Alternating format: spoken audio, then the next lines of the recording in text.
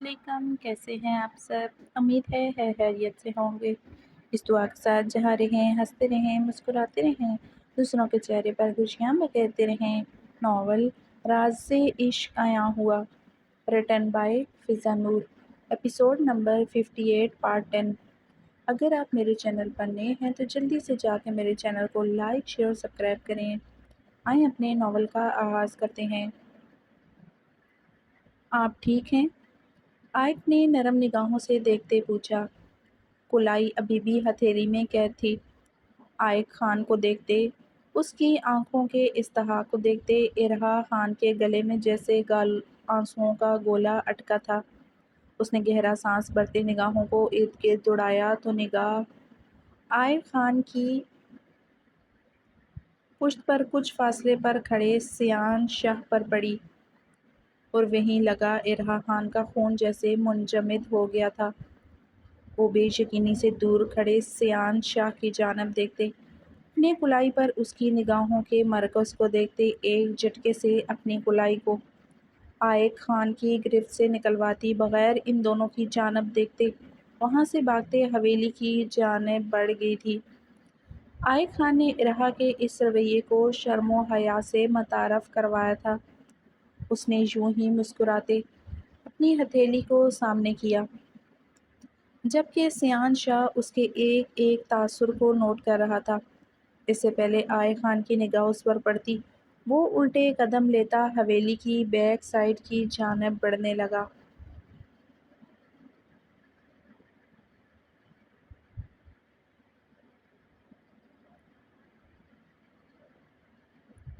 ارحا نے روم میں آتے ہی ڈر سے فوراً بالکنی کا سلائڈنگ ڈور لاک کیا تھا۔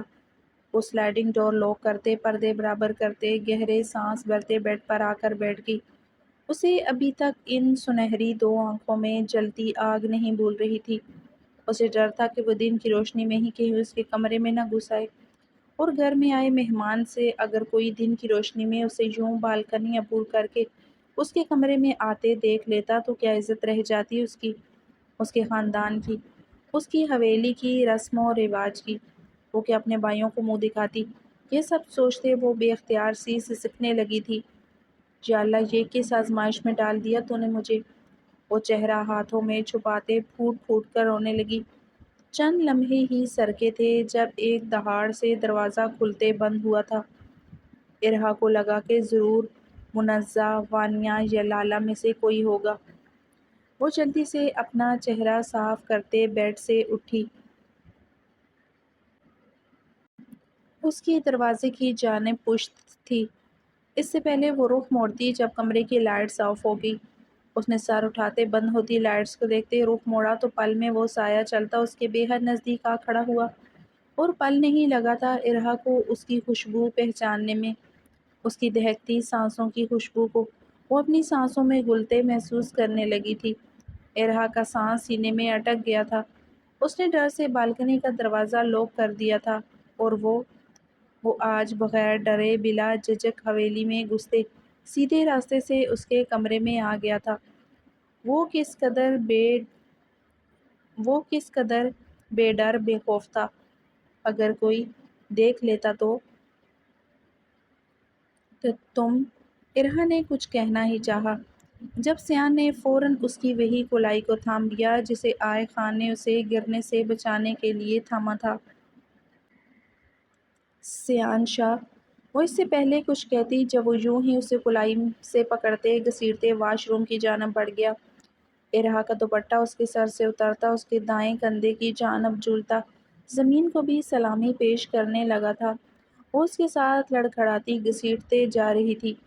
جب اسے واش بیسن کے قریب لاتے ٹھنڈے پانی کا نل کھولتے اس کی کلائی کو یخ ٹھنڈے پانی کے نیچے کر گیا۔ ایک پل کے لیے پانی کی اس قدر ٹھنڈک کو محسوس کرتے ارحا کے وجود نے جھرجھری سی لی تھی۔ وہ اپنا بازو کھینچنے کی کوشش کرنے لگی، لیکن سیان شاہ کی گرفت بے حد مضبوط تھی۔ وہ اب اپنی ہاتھ کی انگلیوں کو اس کی کلائی پر سرکاتے مکمل ربط کرتے جیسے عائق خان کے لمس کو اس کی کلائی سے مٹانے کی کوشش کر رہا تھا، حالانکہ ابھی اس کی کلائی کو عائق خان نے اس کے دوپٹے کے اوپر سے ہی پکڑا تھا۔ لیکن نہ جانے ایسا کیا جنون تھا اس میں، کہ وہ اپنے جنونی ہوتے اس عمل کو سر انجام دے رہا تھا۔ کلائی پر گرتا ٹھنڈا پانی اور سیان شاہ کے ہاتھ کی حدت دونوں ہی ایک ساتھ ارہا کے وجود میں شامل ہوتی مزید ارہا کے وجود کو کپکپانے پر مجبور کر رہی تھی۔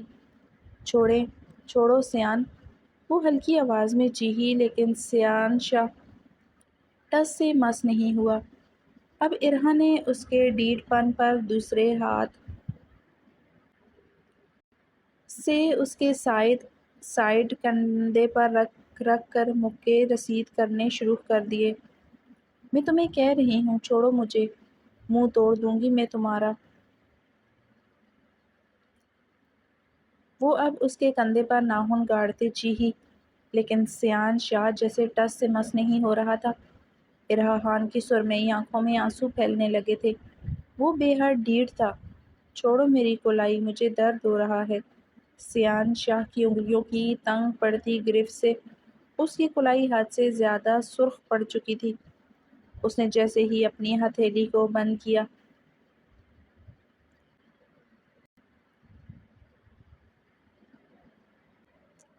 تو ارہا کو لگا جیسے اس کی کلائی کی ہڈی چٹک جائے گی۔ وہ بے ساختہ سسکتے اس کے کندھے کو تھام گئی۔ سیان شاہ نے ایک جھٹکے سے بغیر اس کے چہرے پر نگاہ ڈالے اس کی کلائی کو چھوڑتے اب ہتھیلیوں میں پانی بھرتے اس کے چہرے پر چھینٹے مارنے لگا، جیسے کہ وہ اپنے اضطراب، اپنے جنون پر قابو پانے کی کوشش کر رہا تھا۔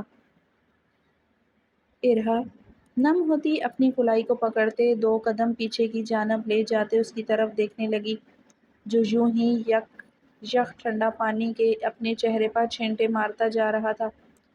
اب وہ اپنے دونوں ہاتھوں کو واش بیسن کے دائیں بائیں ٹکائے اپنا چہرہ جھکائے گہرے سانس بھر رہا تھا۔ ناک کی ٹپ سے پانی کے قطرے ٹپ ٹپ نیچے کی جانب گر رہے تھے۔ ماتھے پر گرے بال بھی گیلے ہوتے اس کے ماتھے سے چپک چکے تھے۔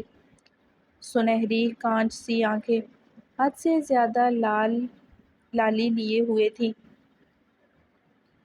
چہرہ جیسے تندور کی مانند دہک رہا تھا۔ میں نے جان کر نہیں کیا، میں گرنے لگی تھی، اس لیے اس نے مجھے بچایا۔ ارہا اس کی حالت دیکھتے دھیمی آواز میں منمنائی تھی۔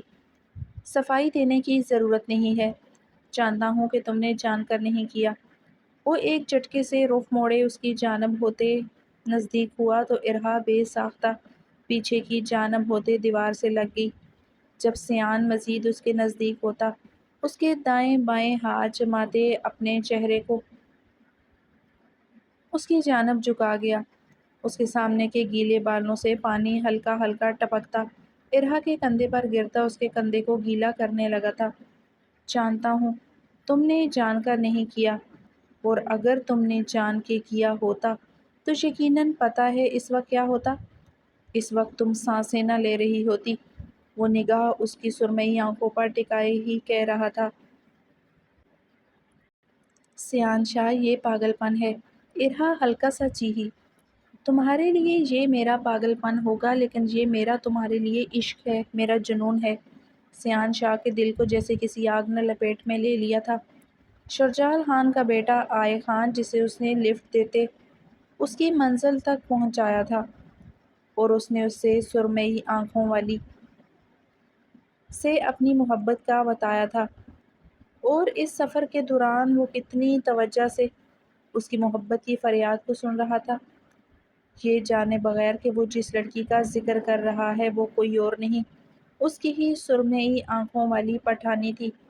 اگر اس وقت اسے معلوم پڑ جاتا تو یقیناً وہ آئے خان کو وہیں کہیں پہاڑوں میں دفن کر دیتا۔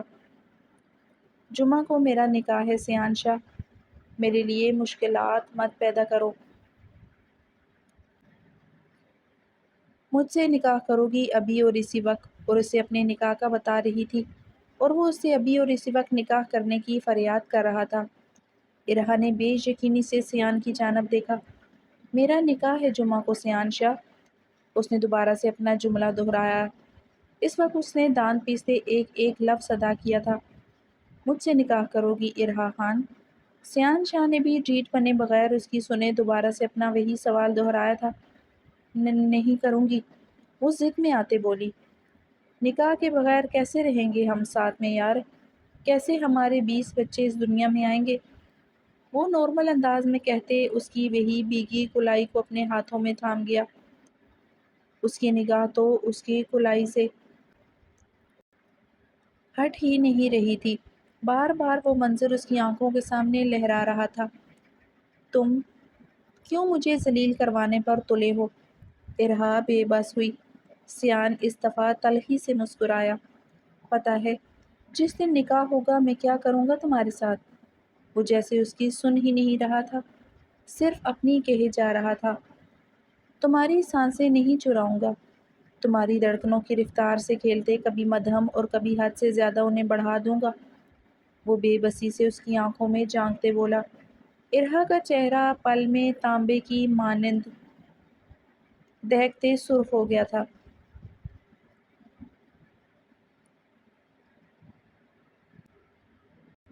تم ایک کمینے انسان ہو، تمہاری ان سوچوں کو تمہارے منہ پر ڈال کر تمہاری کمر پر ٹانگ مار کر تمہیں اپنی حویلی سے نکالوں گی، ڈفر گدے۔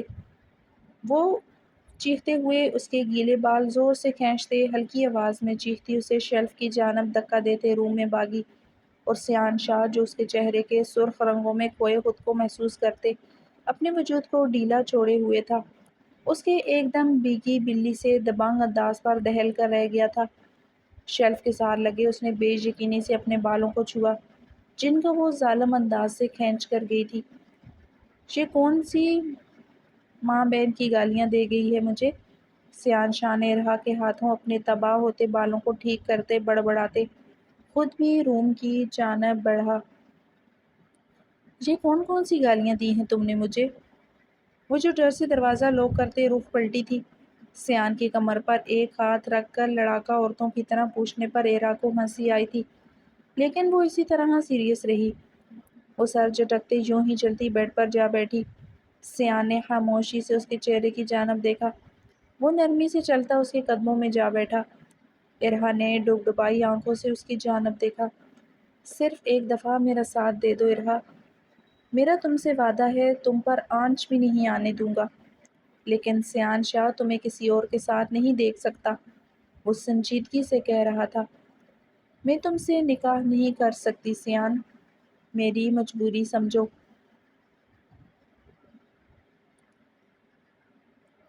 تم مجھے سمجھو ارہا، تمہاری آنکھیں چیخ چیخ کر بتاتی ہیں تم بھی مجھے چاہتی ہو، پھر یہ گریز کیسا؟ سیان شاہ کی بات پر ارہا تلخی سے مسکرائی۔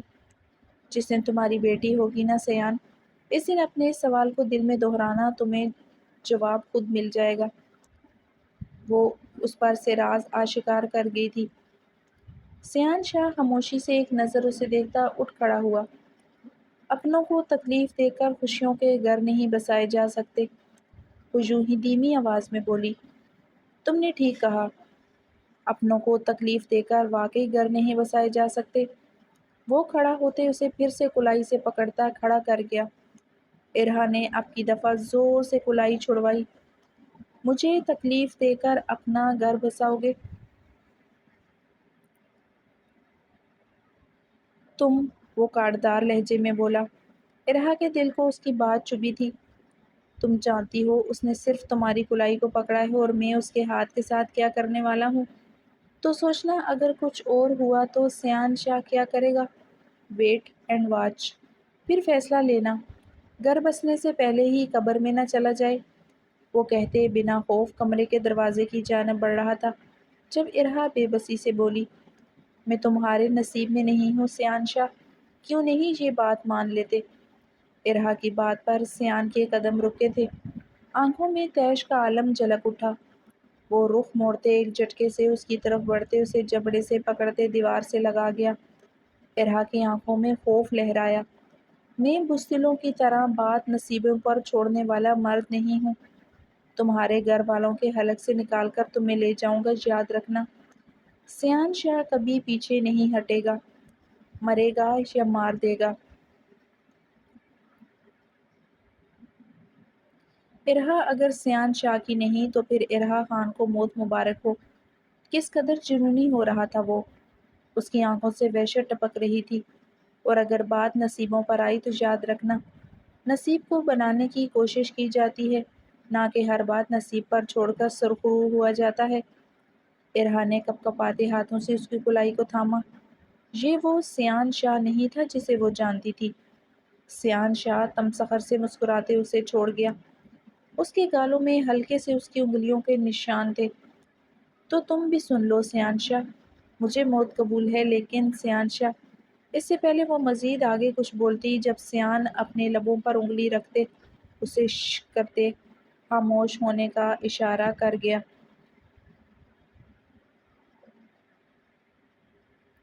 وہ جان گیا تھا وہ آگے کیسے تلخ الفاظ بولنے والی تھی جنہوں نے سیان شاہ کے دل کو چیر دینا تھا۔ سیان شاہ کی آہیں چیخ چیخ کر درد کی ترجمانی کرنے لگی۔ عشق ہوا بھی تو کس ظالم لڑکی سے؟ ظالم کیا عشق تھا یا محبوب؟ بہت ظالم ہو تم ارہا خان۔ وہ سر جھٹکتے تلخی سے مسکرایا۔ سچ سچ کہہ رہا ہے دیوانہ دل، دل نہ کسی سے لگانا۔ جھوٹے پیار کے وعدے سارے، جھوٹی ہیں پیار کی قسمیں۔ وہ اس کی آنکھوں میں جھانکتے درد بھرے لہجے میں گنگنایا تھا۔ اس کی آواز سحر زدہ تھی، بے حد گہری اور دھیمی، جس نے ارہا خان کے دل میں گہری وار کرتے اپنا رستہ بنایا تھا۔ اور سونگ کے ریلیکس اس کی آواز سے بھی زیادہ درد سے لپٹے تھے۔ آئے خان کا انجام تم اپنی آنکھوں سے دیکھو گی ڈارلنگ۔ سیان نے اسے آنکھ ونک کی اور پلٹتے قدم بڑھاتے دروازہ کھول کے باہر نکل گیا، اور ارہا نے خوف سے اس کی غائب ہوتی پشت کو دیکھا۔ اگر کسی نے دیکھ لیا تو وہ فوراً اس کے پیچھے بھاگی، لیکن وہ وہاں سے ایسے غائب ہوا جیسے اس راہداری سے کوئی گزرا ہی نہ تھا۔ وہ ارد گرد حیرانگی سے دیکھ رہی تھی۔ وہ چلتی کمرے میں آئی۔ ابھی چند لمحے ہی گزرے ہوں گے جب اسے ٹھاہ کی آواز سنائی دی۔ ارہا کا دل حلق میں آیا تھا۔ وہ بھاگتی بالکنی کی جانب بڑھی۔ اس نے جیسے ہی نیچے کی جانب دیکھا، آئے خان اخیان خان کے نزدیک کھڑا ہاتھ پکڑے جھکا ہوا تھا۔ خون بل بل اس کے ہاتھ سے بہہ رہا تھا۔ اخیان خان نے اس کے کندھے پر ہاتھ رکھتے کچھ کہہ رہا تھا، اور زربان بھی شرجال خان اور آئے کے نزدیک کھڑا تھا۔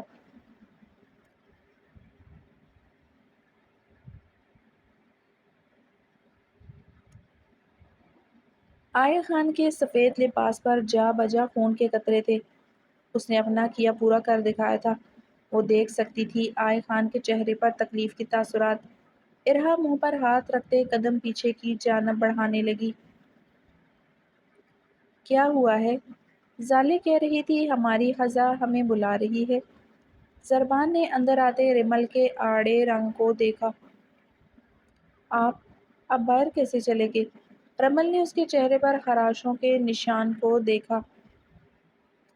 اپنی ٹانگوں سے چل کر۔ زربان نے غور سے رمل کی طرف دیکھا جو پنک کلر میں نہائی فریش سی فیل ہو رہی تھی۔ گیلے بال چہرے پر آ رہے تھے جنہیں وہ انگلیوں سے کان کے پیچھے اڑس رہی تھی۔ زربان کی نگاہ اس کی سونی کلائیوں پر مدھم ہوتے نشانوں پر پڑی تھی۔ نہیں، وہ رمل نے کچھ کہنا ہی چاہا، اس سے پہلے ہی زربان نے اس کی دونوں کلائیوں کو پکڑتے اپنے لبوں سے چھونے لگا۔ رمل کی زبان تالو سے چپک گئی۔ وہ نرمی سے اس کی کلائیوں کے نشانوں کو چھو رہا تھا۔ زربان کے دہکتے لبوں کی جسارت پر رمل گدگداتے اپنے ہاتھوں کو کھینچنے لگی تو زربان نے آنکھیں کھولتے رمل کی جانب دیکھا۔ وہ اس کی بے چینی کو سمجھتے نرمی سے اس کی کلائیوں کو چھوڑ گیا۔ جی بولیں، کیا کہہ رہی تھی؟ نیٹ کا پنک دوپٹہ اس کے وجود کی رہنائیوں کو چھپانے میں ناکام کوشش کر رہا تھا۔ آپ کے چہرے پر یہ نشان، سب پوچھیں گے، بلکہ پوچھا ہوگا تو آپ نے کیا کہا؟ جی تو رمل میڈم اس لیے پریشان ہو رہی تھی، کسی نے پوچھا تو نہیں؟ زربان کی خاموشی پر رمل نے پھر پوچھا۔ پوچھا تھا، آپ کے دامن لالا نے بھی پوچھا تھا، اور پتہ ہے میں نے کیا کہا؟ زربان کہتے اس کی جانب رازداری سے جھکا۔ کیا؟ رمل بے چین ہوئی۔ زربان نے نرمی سے اس کے ناک کی ٹپ کو لبوں سے چھوا۔ رمل کسمسائی۔ میں نے کہا، میری بیوی نے وائلڈ رومانس کیا ہے میرے ساتھ۔ زربان شریر ہوا۔ ریمل کو وائلڈ کا تو کچھ خاص پتہ نہیں لگا، لیکن رومانس ورڈ پر وہ سرخ پڑتے بے یقینی سے زربان کی جانب دیکھنے لگی۔ آپ نے ایسا بولا؟ وہ بے یقین تھی۔ ہاں نا، اور ثبوت کے طور پر یہ نشان بھی دکھائے۔ اور پھر زربان کے دیکھتے ہی دیکھتے وہ اسی کے سینے سے لگتے رونے لگی تو زربان ایک پل کے لیے بوکھلا گیا۔ پری، اس نے حیرانگی سے اس کے گرد حصار قائم کرتے اس کا سر سہلایا۔ آپ نے جھوٹ کیوں بولا؟ وہ روتے بولی تو زربان نے نرمی سے اسے خود سے دور کر دیا، اس کا چہرہ اپنے سامنے کیا جو رونے کی شدت سے گلابی پڑ رہا تھا۔ اتنی سی بات پر کون روتا ہے؟ اس کی آنکھوں سے گالوں پر بہتے آنسوؤں کو صاف کرتے حیرانگی سے کہہ رہا تھا۔ اتنی سی بات؟ ریمل نے ہلکا سا اس کے ہاتھ کو دور کرتے ناراضگی سے اس کی جانب دیکھا۔ وہ زربان خان تو اس کی ناراضگی پر جی جان سے فدا ہوا تھا۔ دامن لالا میرے بارے میں کیا سوچیں گے؟ وہ پھر سے رونے کی تیاری پکڑنے لگی تھی۔ یہی سوچیں گے کہ ان کی چھوٹی سی بہن اپنے شوہر کیا خاص قسم کی خدمت کر رہی ہے۔ زربان شریر ہوا۔ وہ میرے لالا ہیں، شرم کرو، ریمل نے اسے احساس دلایا۔ اور مجھے لگا کہ وہ شاید آپ کی بہن ہے، زربان سمجھنے والے انداز سے کہا۔ میں آپ سے بات نہیں کروں گی، ان کو سچ بتا کر آئیں۔ ریمل کی فرمائش پر زربان کو اچھو لگا تھا۔ کون سا سچ بتا کر آؤں؟ زربان نے نا سمجھی سے ریمل کی جانب دیکھا۔ یہی کہ کوئی رومانس نہیں کیا میں نے آپ کے ساتھ۔ پری، میری پیاری پری، میں نے صرف رومانس کا نہیں بولا، میں نے وائلڈ رومانس کا کہا ہے۔ یہ وائلڈ رومانس کیا ہوتا ہے؟ اب کی بار ریمل کی آنکھوں میں نا سمجھی در آئی تھی۔ وہی ہوتا ہے جتنی آپ نازک ہیں جو ہرگز بھی آپ سے برداشت نہیں ہوگا۔ اس دفعہ زربان کی آنکھوں میں خمار سا اترا تھا۔ وہ بے باجی سے بولتے اس کے کانوں کی لو کو اپنے انگلی کی پوروں سے چھونے لگا تھا، اور ریمل کے وجود میں ایک سنسنی خیز سی لہر اٹھی تھی جب زربان نے اپنا دوسرا ہاتھ اٹھاتے اس کے کمر کے خم پر رکھا۔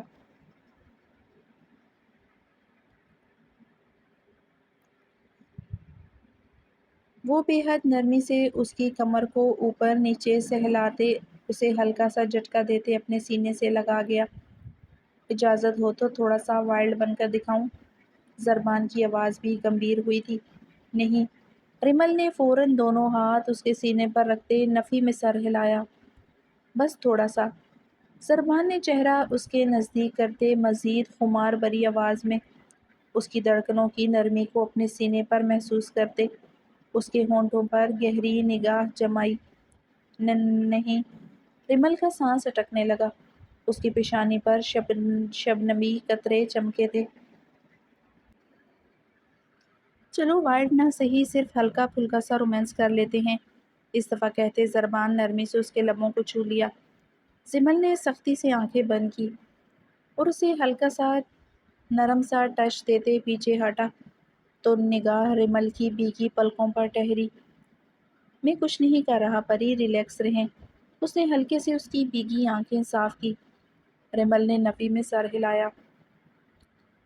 وہ آپ نے کمر کو بہت زور سے پکڑا ہے، درد ہو رہی ہے، اس لیے آنسو آگے، وہ کپ کپائی آواز میں بولی تو زربان اس کی نزاکت پر مسکراتے گرفت نرم کر گیا۔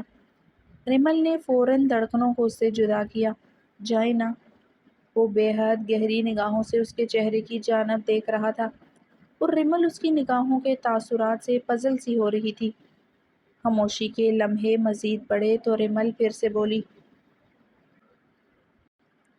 کہاں جاؤں، حکم دیں، آپ جہاں بولیں گی وہاں چلے جائیں گے ہم۔ زربان کی بات پر ریمل نے ایک پل کے لیے نگاہیں اٹھا کے اس کی جانب دیکھا اور دوسرے ہی پل اس کی نگاہوں کے خمار کو دیکھتے ہوئے دوبارہ سے اپنی پلکیں جھکا گئی تھی۔ دامن لالا کے پاس جائیں اور جا کر بتائیں کہ آپ نے جھوٹ بولا ہے۔ اس کی سوئی ابھی تک وہیں اٹکی ہوئی تھی۔ زربان نے گہرا سانس بھرا۔ میں نے کچھ بھی نہیں کہا آپ کے لالا سے، وہ اسے سچ بتانے لگا۔ ریمل نے اب تھوڑا سا غصے سے اس کی جانب دیکھا تو مطلب آپ نے جھوٹ بولا مجھ سے؟ زربان ہلکا سا گڑبڑایا۔ نہیں یار، میں تو بہت معصوم ہوں۔ آپ معصوم نہیں ہیں، ریمل نے کہتے نفی میں سر ہلاتے اپنا چھوٹا سا ناک اٹھایا تھا۔ او آپ تو بڑی سمجھدار ہو رہی ہیں، کہتے ہوئے زربان نے اس کی کمر کے پہلوؤں پر ہاتھ رکھتے اسے ہلکی سی گدگدی کی۔ ریمل پہلے ایک پل کے لیے اسٹک ہوئی، پھر دوسرے ہی پل وہ ہلکا سا مسکراتے اس کی گرفت سے نکلنے کی کوشش کرنے لگی۔ مجھے نہیں پتا تھا کہ ریمل میڈم جتنی معصوم دکھتی ہیں اتنی نہیں ہوں گی۔ ریمل اپنے قدم پیچھے لیتے اس کی گرفت سے آزاد ہونے کی کوشش کر رہی تھی۔ اس زربان گدگدی کو بڑھاتے مزید اس کی جانب قدم بڑھا رہا تھا۔ نہیں نہیں کریں پلیز، وہ مسکراتے نفی میں سر ہلانے لگی۔ اس کے بھیگے بال زربان کے چہرے سے ٹکرانے لگے تھے۔ اس کے بالوں سے اٹھتی خوشبو زربان کے حواسوں پر چھانے لگی۔ ابھی تو کچھ کر ہی نہیں رہا، لیکن بہت دل چاہ رہا ہے آپ کے ساتھ بہت کچھ کرنے کو، وہ مانی ہیزی سے بولا۔ لیکن ریمل نے شاید اس کے فکرے کو گہرائی سے نہیں سمجھا تھا۔ پلیز، میرا سانس بند ہو رہا ہے۔ اور نہیں کرنا۔ ریمل نے اس کی مضبوط ہاتھوں کو تھامتے ہامتے ہوئے اس کا چہرہ سرخ پڑ گیا تھا۔ بلکہ آپ کا سانس بند ہونے نہیں دوں گا۔ زربان خان اپنی سانسوں کی ڈور توڑ کے آپ کی سانسوں پر وار دے، وہ نرمی سے اپنے حصار میں قائم کرتا بولا تو ریمل نے اس کے سینے سے سر اٹھاتے اس کے چہرے کی جانب دوبارہ دیکھا۔ وہ میرے لالا، اسے رات کی بات پھر یاد آئی تھی۔ کچھ نہیں ہوگا آپ کے لالا کو، کچھ نہیں ہوگا، وہ نرمی سے اس کا سر تھپ تھپاتے کہہ رہا تھا۔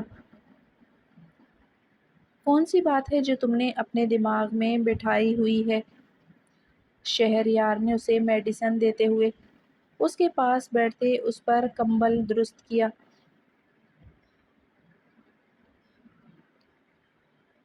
سنجیدگی سے استفار کیا۔ وہ پچھلے 2 دن سے بخار اور عجیب سے چڑچڑے پن کی کیفیت میں مبتلا تھی۔ وہ آج اسے ڈاکٹر کے پاس لے کر گیا تھا۔ ڈاکٹر نے اسے بے حد ڈپریشن اور کا شکار بتایا تھا۔ آخر کیا وجہ تھی جس کی وجہ سے وہ ڈپریشن میں مبتلا ہو رہی تھی؟ وہ خود بھی کئی دنوں سے اس کی کیفیت کو نوٹ کر رہا تھا۔ وہ چھوٹی چھوٹی بات پر عجیب طرح سے جھگڑنے لگ پڑتی تھی۔ ہاں، وہ زبان کی تیز تھی، جو منہ میں آتا تھا بول دیتی تھی، لیکن اب وہ عجب انداز میں بدتمیزی کرنے لگتی تھی۔ اگر وہ تھوڑا سا ڈانٹ بھی دیتا تو اچانک سے وہ رونے لگ پڑتی اور اس کے موڈ سوئنگ سے حیران ہو رہا تھا۔ اور اگر وہ خاموش ہوتی تو گھنٹوں خاموش بیٹھی رہتی تھی، جیسے وہ کسی گہری سوچ میں ہو، جیسے کوئی فیصلہ کر رہی ہو جو اس کے لیے بے حد مشکل ثابت ہو رہا ہو، اور وہ اس فیصلے پر اپنے قدموں کو لڑکھڑاتا محسوس کر رہی ہو۔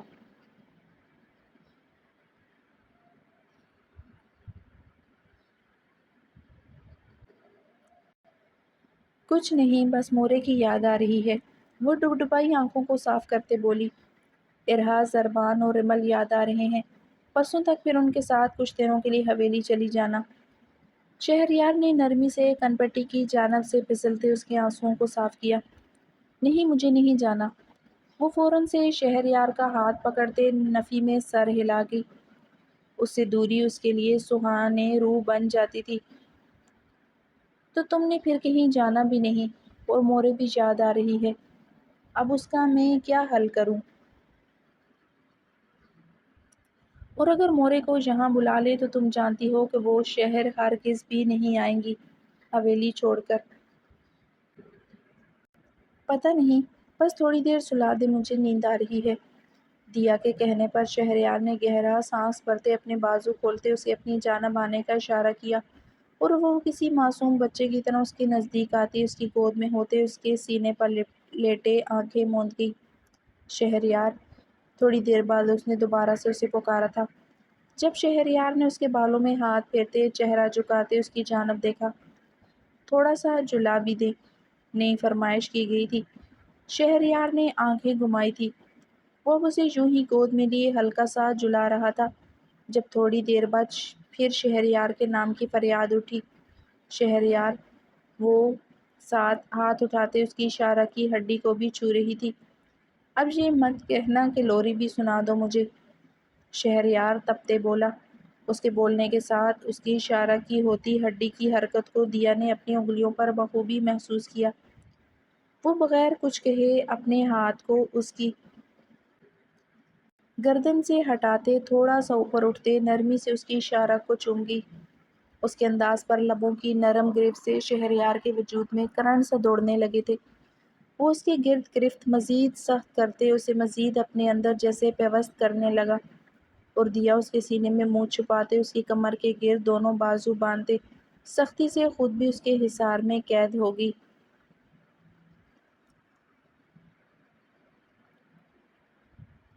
وہ چلتی سامنے پڑی میت کے نزدیک آ رہی تھی۔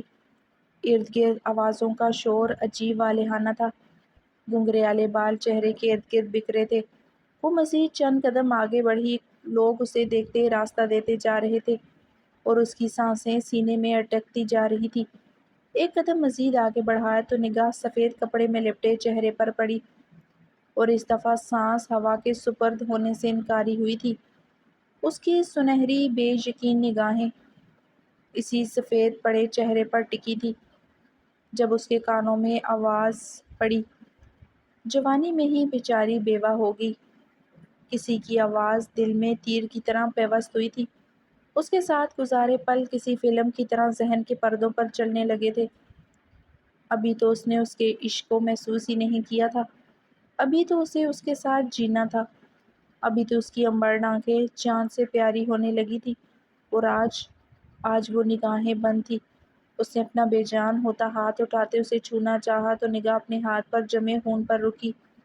وہاں سے ہوتی نگاہ ہمنا شاہ کے سفید چادر کے ہالے میں چمکتے چہرے پر گئی، جو روتے مراد کے چہرے کو چھو رہی تھی، اور پھر پلک جھپکتے وہ وہاں سے اٹھتے منت کی طرف چیختے لپکی تھی، یہ قاتل ہے میرے بیٹے کی، اس نے مار دیا میرے بیٹے کو۔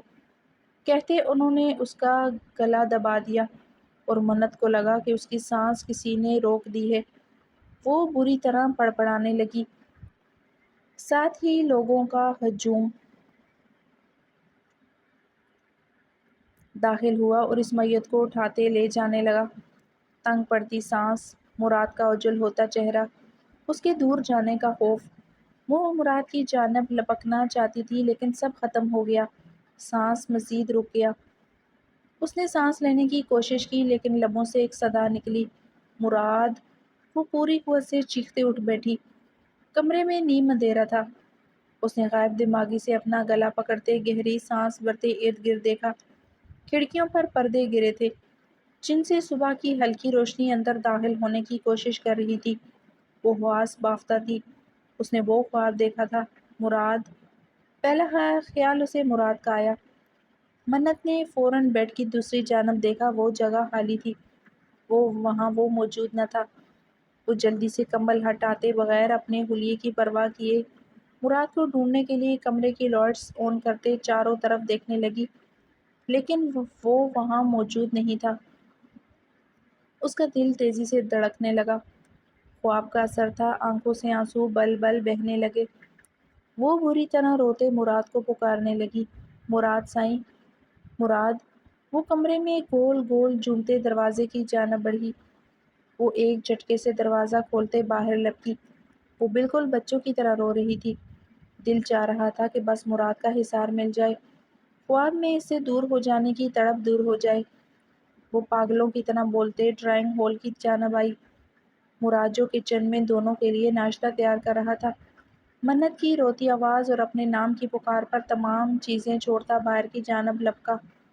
اس نے دیکھا وہ وسط میں اس کی بلیک ٹی شرٹ میں کھڑی تھی جو اس کے گھٹنوں سے تھوڑی اوپر تھی، گھنگریالے بال الجھے بکھرے تھے، اس کی مراد کی جانب پش تھی۔ وہ دیوانوں کی طرح ارد گرد دیکھتے اسے پکارتے رو رہی تھی۔ اس سے پہلے وہ آگے بڑھتی جب مراد نے اس کی جانب قدم بڑھاتے اسے پکارا، منت! مراد کی آواز تھی یا درد کی دعا؟ منت کو جیسے سانس بحال ہوتا محسوس ہوا۔ وہ اس کی آواز پر مڑتے اس کی جانب دیکھتے ایک ہی جست میں بھاگتے اس سے پوری قوت سے لپٹ گئی، مراد! وہ بیگ سینے سے اس کی شرٹ کو جکڑتے رو رہی تھی، منت کیا ہوا؟ وہ اس کی گرد سخت اظہار بناتے بولا، جبکہ منت بغیر کچھ کہے مزید اونچی آواز سے روتی اس کے اوپر مکمل چڑھنے کی کوشش کر رہی تھی۔ مراد حیرانگی اور پریشانی سے اس کے اس قدر قریب آنے پر اسے تھائی سے پکڑتے مزید اوپر کی طرف اٹھاتے، اس کی ٹانگوں کو اپنی کمر کے گرد لاک کرتے، ایک ہاتھ سے اس کی کمر سہلاتے، دوسرے ہاتھ سے اس کی بیک تھائی کو سہلا رہا تھا، اور منت اس کی گردن کے گرد بازو باندھے، اس کی گردن میں چہرہ چھپائے، اس کی شرٹ کو کندھے سے اپنے آنسوؤں سے تر کر چکی تھی۔ منت، تم اگر چپ نہیں ہوئی تو پھر اپنی خیر منا لینا، اس کے یوں ہی رونے پر مراد نے چڑھتے کہا تھا، جبکہ منت کی اب سسکیاں بند ہو گئی تھی۔ مراد اسے یوں ہی اٹھائے چلتا صوفے کی جانب بڑھا، اور منت میڈم اپنی کنڈیشن، اپنی پوزیشن، ہر چیز بلائے مراد سے مزید لپٹ رہی تھی، جیسے وہ اس کے وجود میں ہی گھس جانا چاہتی تھی۔ منت، اب کیا میرے اندر گھسنے کا ارادہ ہے؟ مراد اس کے بار بار گرفت مضبوط کر کے لپٹنے والے انداز پر تھوڑا مسکراتے بولا، اور ساتھ ہی صوفے پر براجمان ہوا۔ اس کی نگاہ منت کی برہنہ تھائی پر ٹھہری۔ مراد نے گہرا سانس بھرا۔ ادھر میں دیکھو، میری طرف کیا ہوا ہے؟ مراد نے اس کا چہرہ اپنی گردن سے نکالتے سامنے کیا تو ایک پل کے لیے دل کو تکلیف سی اٹھی۔ اس کو سنہری آنکھیں شدت گریہ سے سوجی تھی، پھیلا ہوا کاجل سرخ، اور مراد کی شدتوں سے زخمی لب کپ کپا رہے تھے۔ گردن پر جا بجا جنون تشنگی کی سوغاتیں رقم تھی۔ پتہ ہے اس وقت تم کیا لگ رہی ہو؟ مراد نے اس کے گھنگریالے بال اکٹھے کرنے شروع کیے تو منت نے مراد کے چہرے کی جانب دیکھا تو خواب ایک دفعہ پھر اس کی آنکھوں کے سامنے لہرانے لگا۔ خواب میں یہی چہرہ تھا جو بالکل سفید پڑا تھا، یہی ایمبرڈ آنکھیں تھیں جو بند تھی، یہی انابی لب تھے جو سفیدی مائل ہوئے تھے، اور وہ اسی کا وجود تھا جو اس سے دور جا رہا تھا۔ منت کا دل دوبارہ بار آنے لگا تھا، آنسو پھر سے آنکھوں میں پھیلنے لگے تھے۔ اس نے بغیر کچھ کہے، بغیر مراد کا جواب سنے، مراد کے چہرے کو ہاتھوں کے پیالوں میں لیتے پھر سے اس کے گال پر اپنا چہرہ ٹکاتے شدت سے رونے لگی۔ اس دفعہ مراد واقعی میں پریشان ہوا تھا۔ آخر اسے ہو کیا گیا تھا؟ پہلے تو اس نے کبھی ایسا نہیں کیا تھا۔ اس قدر شدت سے وہ بے حد کم روتی تھی۔ منت، مراد نے اپنی گردن میں گرتے اس کے آنسوؤں کو محسوس کرتے، اس کے چہرے کو اپنے ہاتھوں کے پیالے میں لیتے اپنے روبرو کیا۔ کیا ہوا ہے؟ رات کو جنگلی بلی بنی ہوئی تھی اور اب روتو بلی بن گئی ہو؟ وہ اس کے آنسو صاف کرتے پوچھ رہا تھا۔ سائیں، منت نے کہتے پھر اس کے چہرے کو چھوا۔ سائیں کی جان بھی قربان، بولو منت، کیا بات ہے؟ کیوں میرے عشق کو تکلیف دے رہی ہو؟ وہ اس کی سوجی آنکھوں کی طرف اشارہ کرتے بولا۔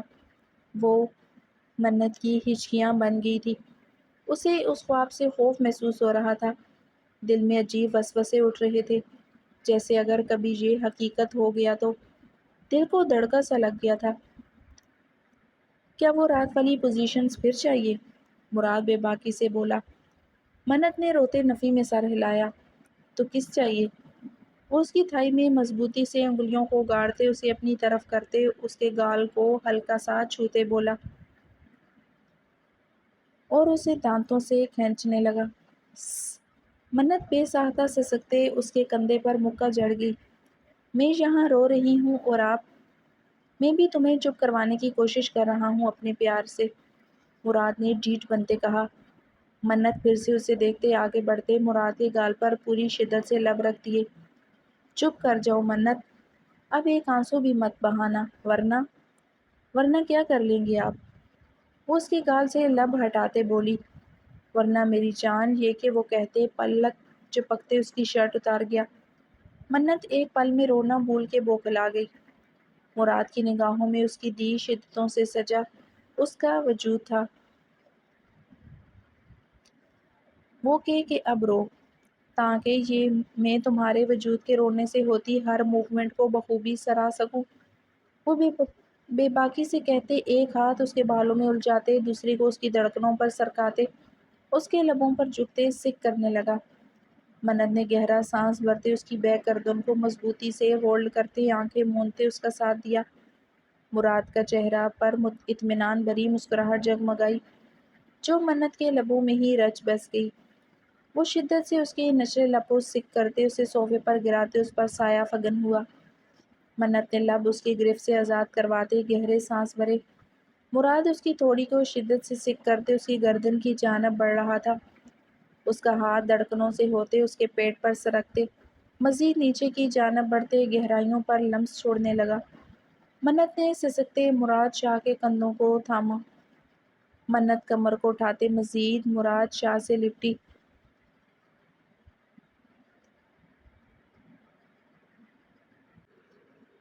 مراد اس کے بہکنے کے انداز کو دیکھتے جھٹکے سے اس سے دور ہوتا کھڑا ہوا اور اپنی شرٹ اتارتے منت کے بکھرے وجود کو دیکھنے لگا، جس کی ایک ٹانگ صوفے سے نیچے لٹک رہی تھی اور دوسری صوفے کی پائنتی سے لگی ہوئی تھی۔ منت گہرے سانس بھرتے اسی کی جانب دیکھتے، اس کے لیے محو انتظار تھی۔ جب مراد جھکا، ایک ہاتھ اس کی ٹانگوں کے درمیان گہرائیوں میں جوڑتے صوفے پر رکھتے اس پر جھکے اس کے چہرے کو دیکھنے لگا۔ مراد کی مضبوط انگلیاں اس کے گہرے وجود سے مس ہونے لگی تو منت مزید بے چین ہوئی۔ جو اب آہستہ سے نرمی سے انگلیاں سرکاتے اسے مزید سسکتے اس کی آنکھوں میں بے باکی سے دیکھتے، منت کو آنکھ وک کرتے جھٹکے سے دور ہوتے، اپنی شرٹ کو کندھوں پر ڈالتے وہاں سے چلا گیا۔ منت نے بے یقینی سے اسے جاتے دیکھا تھا۔ وہ چلا گیا تھا اسے اس حالت میں چھوڑ کے۔ اس کی کیفیت، اس کے جذبات کو سمجھنے کے باوجود بھی وہ کیسے اسے یوں سکون پہنچائے بغیر جا چکا تھا۔ وہ پورے وجود کو تپتے محسوس کرتے گہرے سانس بھرتے صوفے پر سیدھی ہوئی۔ جذبات سر چڑھتے غصے کو بڑھانے لگے تھے۔ وہ پاس پڑی اپنی شرٹ اٹھاتے پہنتے بپھرنے والے انداز میں روم کی جانب بڑھی۔ وہ جانتا تھا وہ ببرتے ضرور آئے گی۔ اس کے ٹھاہ کر کے دروازہ کھولنے پر وہ پل میں اس تک پہنچتی، مراد شاہ کے کندھے کو نوچنے لگی۔ آپ کی ہمت کیسے ہوئی مجھے یوں چھوڑنے کی؟ کیسے چھوڑ سکتے ہیں مجھے یوں؟ وہ جو کچھ دیر پہلے روتی معصوم منت تھی، مراد کو اب کہیں سے نہیں لگ رہی تھی۔ مراد نے اس کی کلائیاں پکڑتے اسے دیوار سے پن کرتے اس کے بازو سر پر پن کر دیے۔ تمہیں رونا تھا تو میں نے سوچا تم پہلے اپنے رونے کا شغل پورا کر لو، یہ بعد میں بھی ہو جائے گا۔ سنہری آنکھیں جھلس رہی تھی۔ مراد پھر سے اس کے وجود سے لپٹتے ٹیز کرتے کہہ رہا تھا۔ مراد کے وجود کی مضبوطی کو اپنے گہرے وجود پر محسوس کرتے منت بے بس ہوتے گہرے سانس بھرنے لگی۔ میں نے بہت برا خواب دیکھا، ایسا خواب جو میں چاہ کر بھی اپنی زبان سے بیان نہیں کر سکتی۔ مجھے آپ سے دور نہیں جانا، ہرگز بھی نہیں جانا، وہ دیوانگی سے کہتے اپنے ہاتھوں کو چھڑواتے مراد کی گردن کے گرد لپٹتی اس کے بے جا بجا ہونٹوں سے چوتے محسوس کرنے لگی۔ اس کے لمس اور مراد کے مسلز ابھرنے لگے تھے۔ اس کا وجود حد سے زیادہ تپنے لگا تھا۔ وہ شرٹ کے اندر ہاتھ لے جاتے اس کی کمر کو تھامتے ہتھیلی سے رب کرنے لگا۔ منت اس کے کان کی لو کی جانب آتے زبان سے چھوتے اسے ہلکا سا کاٹ گئی۔ مراد کی گرفت کمر سے نیچے منت کے وجود پر سخت ہوتی منت کو اپنے اگینسٹ کرنے لگی۔ منت مراد کی بہکتی سانسوں پر ہلکا سا مسکراتے مراد کے ٹراؤزر پر انگلیاں سرکاتے اسے اس کے وجود سے بے باکی سے لپٹی۔ مراد شاہ بہکتے منت کے بالوں کو تھامنا چاہا اور وہی لمحہ تھا جب منت اس کی گرفت سے نکلتے مراد کو دیوار کی طرف دھکیلتے مسکراتے دور ہٹی۔ منت شاہ سے پنگا از ناٹ چنگا مسٹر مراد شاہ، اب ہوا حساب برابر۔ مجھے بھی ایسے ہی آپ چھوڑ کر آئے تھے کچھ دیر پہلے۔ منت ادار نہیں رکھتی، وہ اپنی شرٹ درست کرتے مراد کو زبان چڑھاتے وہاں سے جانے لگی۔ جب مراد نے ایک ہی جست میں اس کی کمر کے گرد ہار لپٹاتے اسے زمین سے اٹھاتے دیوار سے پیٹ کے بل لگاتے اسے بغیر کچھ سوچنے کا موقع دیے پوری شدت سے اس کے وجود کا سفر کیا، منت اس کے لمس پر جی جان سے کانپتے ہلکا سا چیخ اٹھی۔ وہ بغیر اس کی چیخ کی پرواہ کیے بغیر اسے لرزا کے رکھ گیا۔ وہ مراد سائیں، منت نے ہاتھوں کی مٹھیوں کو دیوار پر ٹکاتے چہرے کو دیوار کی رگڑ سے بچانے کے لیے پیچھے کی جانب سرکایا، لیکن مراد کی شدتوں پر وہ دوہری ہوتی پھر دیوار سے لگا گئی۔ دوبارہ مجھے چیلنج مت کرنا منت شاہ، تم اگر ادار نہیں رکھتی تو میں بھی اگلے سے سب سود سمیت وصول کرتا ہوں، وہ گہری آواز سے گہری شدتیں اس میں منتقل کرتے کہہ رہا تھا۔ بیڈ پر چلیں پلیز، منت بمشکل بولی تو مراد نے اس کی فرنٹ گردن کو ہولڈ کرتے اس کے سر کو پیچھے کرتے، اپنے کندھے سے لگاتے، اس کی دیوار سے ہلکی سی رگڑ لگنے کی وجہ سے سرخ پڑتے گال کو شدت سے چومتے اس کے وجود کو لرزا کے رکھ گیا۔ کمرے میں مراد کی شدتوں کی معنی خیز آوازیں گونجنے لگی تھی۔ وہ مکمل اس کے حصار میں قید اسے ہلکان کر کے رکھ گیا۔ شوہر کو بہکانے سے پہلے سوچ لینا، بہکا ہوا مرد جان کو بھی پڑ سکتا ہے، اور ہو وہ بھی وہ جب آپ کا عاشق۔ وہ کہتے اس کی کمر کے خم کی جانب جھکتے شدت سے دانت کاٹ گیا۔ منت سسکتے آہیں بھرنے لگی تھی۔ رفتہ رفتہ لمحے سرکنے لگے اور دونوں ایک دوسرے میں گم ہوتے، ایک دوسرے کی قربت میں بے حال ہو رہے تھے۔ خوابوں کو سر پر سوار نہیں کرتے، جو ہوتا ہے وہ ہو کر رہتا ہے، ہونے کو ٹالا نہیں جا سکتا، اور اگر کوئی چیز روک سکتے ہیں کسی مصیبت کو تو وہ ہماری دعائیں جو ہمیں آنے والی آفت سے بچا سکتی ہیں۔ وہ منت کے لیے ناشتہ بناتے، اس کے پھر خواب کی رٹ پر اسے سمجھاتے ہوئے کہہ رہا تھا، اور منت گیلے بالوں کو شانوں پر بکھرائے کچن کی شیلف پر بیٹھے اسے ناشتہ بناتے دیکھ رہی تھی۔ اس نے ابھی تک مراد کو اپنے خواب کے بارے میں نہیں بتایا تھا۔ یہی بچپن کی سنی بات اس کے ذہن میں تھی کہ اکثر برے خواب بتانے سے سچ بھی ہو سکتے ہیں، تو بس وہی بات اس کے دل و ذہن پر اٹک کر رہ گئی تھی، اور دل کو ایک عجیب سا دڑکا لگا ہوا تھا۔ اور مراد یوں ہی ناشتہ بنانے اسے دوبارہ سے ڈپریس ہوتا دیکھ کر اسے سمجھا رہا تھا، اب اگر تمہاری آنکھ سے آنسو نکلا تو اس دفعہ تمہیں چپ کروانے کے لیے بیڈ سے باندھ کر تمہاری رہی سہی ساری جان نکال کر رکھ دوں گا۔ اس کی آنکھوں میں دیکھتے وہ سرد انداز میں بولا تھا، جبکہ اس کے انداز اور اس کی بات کو سمجھتے منت نے اب ہلکا سا تھپڑ اس کے کندھے پر رسید کیا تھا۔ پہلے وہ اسے بہکا کر اچھا خاصا پچھتائی تھی، اس نے اس کے وجود کو لرزا کر رکھ دیا تھا، اب تو اس کے اندر ہمت ختم ہو رہی تھی۔ شاور کے دوران بھی اس نے اس کے اچھے سے ہوش ٹھکانے لگائے تھے۔ اب جس انداز میں وہ جس لہجے میں بول رہا تھا اس سے منت کے دل میں ہول سے اٹھ پڑے تھے۔ گندی باتیں نہیں کرتے، وہ مراد کو دیکھتے آنکھیں گھماتے بولی۔ بالکل، بیوی شوہر کو بہکانے کے لیے گندی حرکتیں کر سکتی ہے اور ہم گندی باتیں نہیں کر سکتے، مراد نے آملیٹ کو پلیٹ میں ڈالتے ہوئے کہا تو منت نے اسے ایک خطرناک بوری سے نوازا تھا۔ یہ ٹھیک ہو گیا، بائی خود کرو تو پیار رومانٹک سین کرپٹ کرنا ہوا، اور اگر بیوی کر لے تو وہ گندی باتیں ہو گئی اور وہ بے شرم ہو گئی۔ منت کو مراد کی بات پر تپ چڑھی تھی، اگر بیوی شریف معصوم شوہر کو بہکائے گی تو پھر بے شرمی ہوگی نا؟ مراد نے لبوں کو دانتوں تلے دباتے مسکراہٹ چھپاتے ہوئے کہا۔ وہ پلم میں اسے دوبارہ سے باتوں میں الجھاتے اسے خواب والی رٹ سے باہر نکال لایا تھا، اور یہی تو وہ چاہتا تھا۔ توبہ توبہ، اب جیسے معصوم شوہر ہوں تو پھر تو دنیا میں مزید معصوموں کی ضرورت ہی نہیں رہے گی، منت نے کہتے ہی بے حد غور سے اس کے چہرے کی جانب دیکھا۔ گیلے بال ماتھے پر بکھرے ہوئے تھے، ایمبرڈ آنکھوں میں ابھی بھی خمار کے سرخ ڈورے تیر رہے تھے، اس کے چہرے پر ہلکی سی سرخی تھی، بلیک ٹی شرٹ کے ٹائٹ سے اس کی باڈی کے ایبس واضح ہو رہے تھے، اس کے بازو کے مسلز قربت کے لمحات میں مزید ابھرتے ماحول کو مزید عجب تاثر کر دیتے تھے۔ منت کی نگاہ اس کے ایب سے اس کے پیٹ سے ہوتے مزید نیچے کی جانب سڑکی، اس کے وجود کی مضبوطی کو دیکھتے منت کا حلق خشک پڑا تھا۔ جب جب وہ اس میں شامل ہوا تھا اس کی شدت کی روانی کو محسوس کرتے اس کی دل کی دھڑکنیں بڑھ جاتی تھی، اس کو سہنا بے حد مشکل ہوتا تھا، اس قدر وہ مضبوط اعصاب اور مضبوط وجود کا مالک تھا، اسے کئی گنا زیادہ اس کی شدتوں میں روانی ہوتی تھی۔ مراد نے فوراً منت کی نظر کو پکڑا تھا۔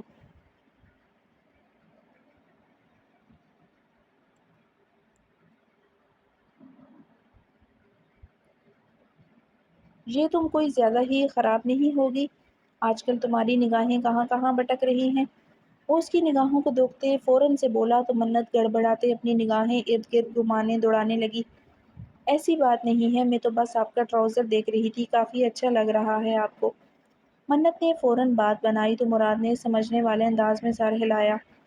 اگر اتنا ہی اچھا لگ رہا ہے تو اتار کر دے دیتا ہوں، پہن لو، بلکہ ایسا کرو ابھی یہیں پہن کر دکھاؤ کہ تمہیں کیسے لگتا ہے۔ وہ ایک ہاتھ شیلف پر ٹکاتے اس کے نزدیک ہوتے اپنے گیلے بالوں کو اس کے سینے پر شرٹ کے اوپر رب کرتے ہوئے اس کی شرٹ کو ہلکا سا گیلا کرتے بولا، مجھے ضرورت نہیں ہے، آپ ہی پہنیں۔ मन्नत उसे हल्का सा पीछे करती शेल्फ से छलांग लगाते नीचे उतरी। कुछ खाने को दिए वरना मैं बेहोश हो जाऊंगी। अब की दफा मन्नत ने पेट पर उठते भूखे व बाल को महसूस करते हुए पेट पर हाथ रखते दुहाई दी थी। वाकई उसकी एनर्जी फुल डाउन हो चुकी थी। एक तो तमाम रात उसको सहती रही थी, फिर सुबह बगैर नाश्ता किए इस जिन शाह को सहना उसके लिए वबाल जान बन गया था। मुराद ने मुस्कुराते मन्नत के दिखाई देते चेहरे को देखते आगे बढ़ते उसके सर को चूमते उसे चेयर पर बिठाया था। आप बैठिए, मलका अभी तो आपके लिए हाजिर हो जाता है, मुस्कुराते कहते पलटते दोबारा से चीज़ें सेट करने लगा। जब चेयर पर बैठी मन्नत उसके इस कदर मोहब्बत भरे अंदाज पर मोहब्बत में डूबी निगाहों से उसकी जानब देखा। वो बगैर कुछ सोचते समझते उसे पीछे से हक करते हाथ उसके सीने से लिपटा गई। मन्नत उसके वजूद से लगते उसकी पुश्त को चूमने लगी थी। अब देख लो मन्नत, तुम अपनी हरकतें, फिर बाद में तुम कहोगी आह मुराद अब और नहीं। मुझे तो ऐसे लग रहा है कि कुछ दिनों के बाद तुम बोलोगी आह मुराद अब और नहीं वाले जुमले को छोड़ के बोलोगी आह मुराद प्लीज़ फास्ट। वो जुमला मुकम्मल नहीं कर पाया था जब मन्नत ने पीछे से ज़ोर से उसकी पुश्त पर ज़ोर से दांत गाड़े थे। मुराद बिलबिला कर रह गया था। मुराद ने घूमते घूर के मन्नत की जानब देखा। ये तुम्हारे दांत हैं या तेज़ धार चाकू? मुराद को पक्का यकीन था कि वो उसे गहरा निशान डाल चुकी होगी। मन्नत कंधे उचकाते दोबारा से चेयर पर बैठ गई। मुराद ने अफसोस से सर हिलाया। वो कभी नहीं बदल सकती थी। मन्नत शाह कभी नहीं बदल सकती थी और मुराद शाह भी चाहता भी नहीं था कि वो कभी बदले। लेकिन शायद वक्त की सितम ज़रीफ़ियों से वो बदलने वाली थी।